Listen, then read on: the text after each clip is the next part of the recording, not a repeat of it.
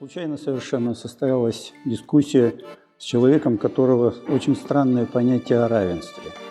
Он понимает под равенством прежде всего равенство прав, а не равенство возможностей.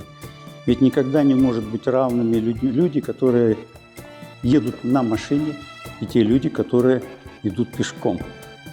Если исходить из абсолютного понимания равенства как равенства только прав, то мы должны понимать, что удав и кролик, крокодил и косуля, которая пришла на водопой, имеют равные права съесть друг друга. Так же, как следовать понятию равенства как абсолютному равенству прав, это сказать, что человек в коляске с ограниченными возможностями практически равен Хусейну Болту, который установил мировые рекорды в беге на 100 метров.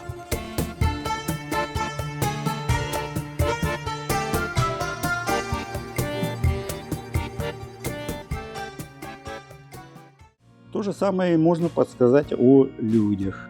Ни в коем случае мы не должны путать равенство прав с равенством возможностей. Ведь у нас очень много людей, которые ограничены в своих возможностях либо по состоянию здоровья, либо по возрасту. Человек с такой деталью означает, что нужно думать о том, что он может, а в чем ему нужно помочь. Если понимать абсолютное равенство как равенство прав, то можно закон джунглей объявить, наверное, единственным законом, который имеет право на существование. Выживает сильнейший. Все остальные не имеют права на жизнь. И мне приходилось сталкиваться с тем, что люди в автобусе, например, не уступают человеку, который стоит с трудом, который не может долго находиться в одном положении. Ему нужно сесть, но ему не уступают, потому что у всех одинаковые права, как выразился этот товарищ.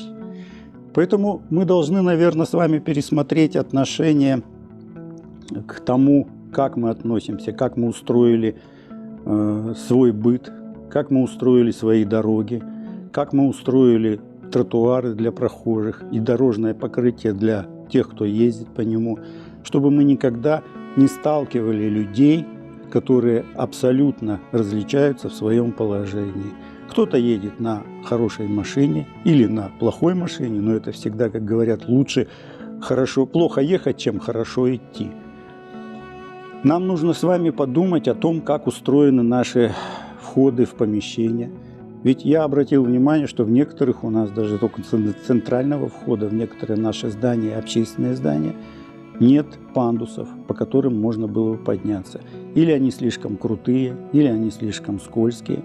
И мы ни в коем случае не должны заставлять людей